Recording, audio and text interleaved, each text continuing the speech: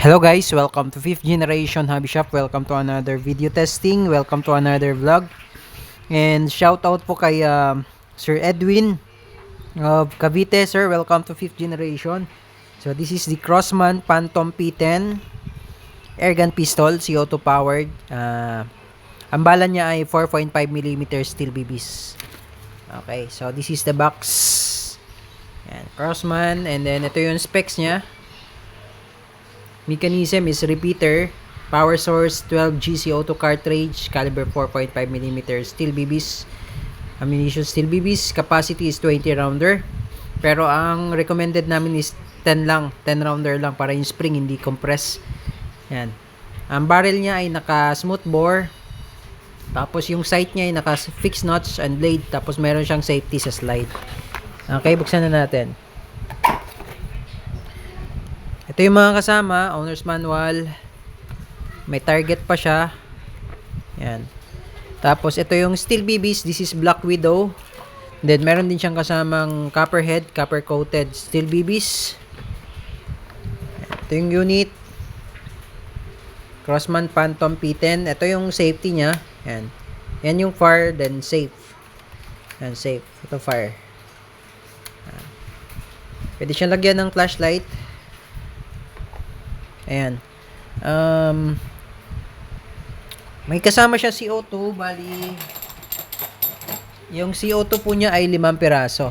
Okay, so tingnan pa natin yung mga kasama sa unit. Ayan, bali, may kasama siyang eye protection, and 5 pieces na CO2.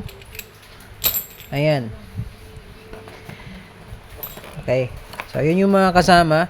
So, itong Crossman Phantom, hindi na po ito kinakasa. Tapos, yung body niya ay polymer. Plastic lang po siya. Yan, dito lalagay yung CO2. Ito yung magazine. Yan. 20 rounder, pero ang recommended namin 10 lang. Dapat 10 lang ilagay mo. Pakita ko lang yung flashlight. Ito po yung flashlight na merong laser. So, pwede siya ikabit dyan. Na-adjust naman siya. So, pwede siyang ikabit sa Phantom. Bagay din.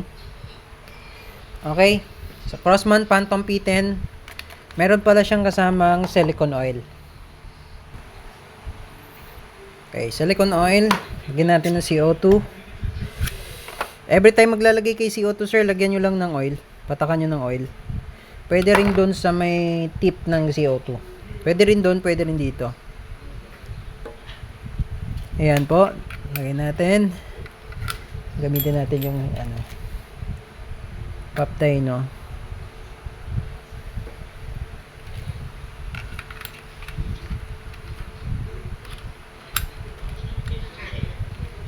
Okay lang, mabilis lang po yung pihit. Ayan. Ayan, saktong higpit lang po. Huwag nyo siyang higpitan ng todo. Sakto lang lang. Halalay lang po sa higpit. Ayan. Testin natin. Wala naman siyang magazine.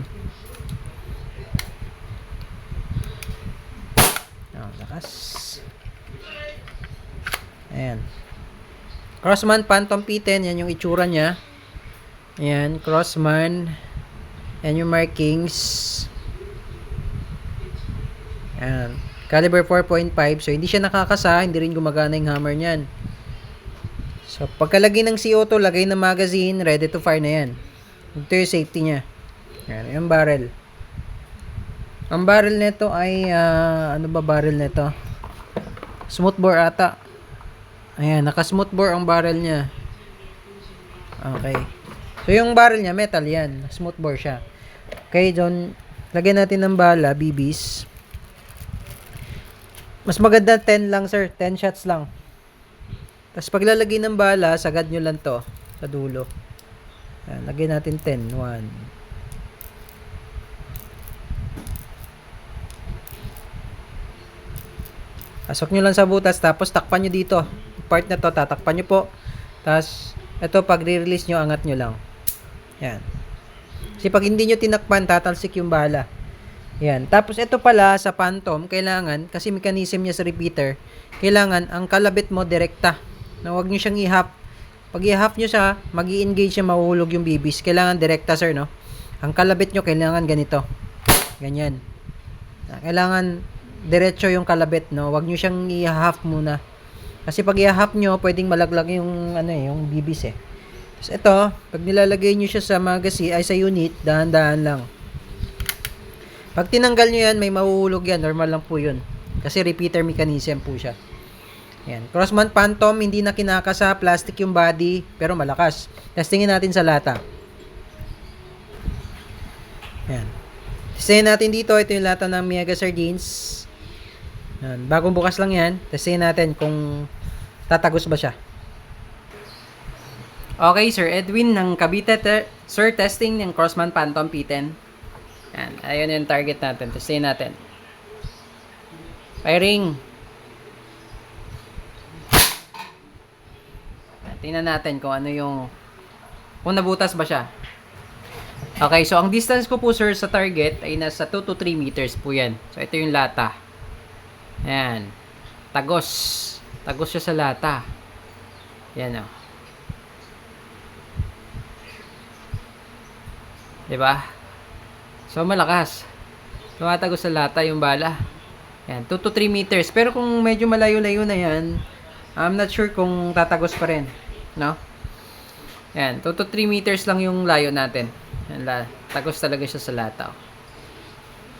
Tried and tested. Talagang malakas ang Crossmount Phantom P10. Okay, firing. So, make sure na merong iPro, sir. Kailangan talaga yun.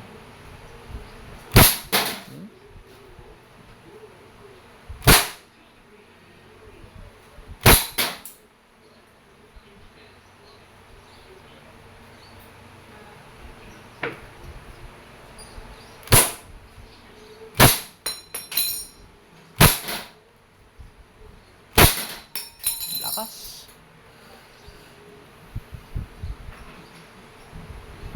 Tantarin natin yung lata. So, ito sir, pakita ko lang sa inyo, no? May bala pa to, no? Pag i-release ko yung magazine, tapos may bala, ayan. Ay, wala na palang bala. So, kung may bala yan, nirelease nyo, halimbawa, may bala pa, no? Tapos nirelease nyo, may mahuhulog yan na isa. Normal lang po yun, no? Baka magulat kayo, baka sira na yung unit nyo. Hindi po, normal lang po yun. So, lagyan natin ulit ng bala. Tatarin natin tong lata. Isa lang yung, ano niya, no? Yung butas. Isa lang. Tatarin natin. Okay, Sir Edwin, firing.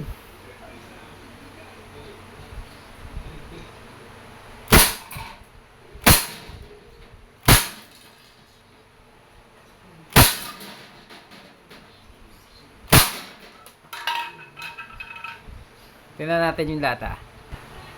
Ayan, Sir Edwin, no? Grabe yung nangyari sa lata, oh. Butas-butas. 2 to 3 meters. So, hindi naubos yung bala, no? Release ko yung magazine, sir, ah.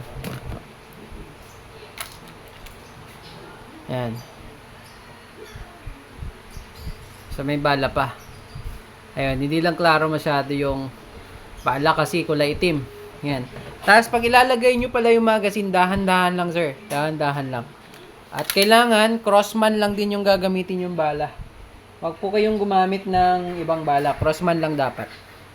Okay, Crossmount Phantom P10. Grabe yung nangyari sa lata, oh. Malakas, grabe. Malakas, maganda siya. Nga lang, yung build niya kasi, yung material niya ay plastic lang. Pero, pwede na rin. Crossmount Phantom P10 airgun pistol. Okay, bound to Cavite. So, kung may question, sir, message lang sa aming Facebook page, 5th Generation Hobby Shop. Thank you and have a nice day. Sa mga interested po, ilalagay ko po yung details sa description. Check nyo na lang po. Thank you and have a nice day.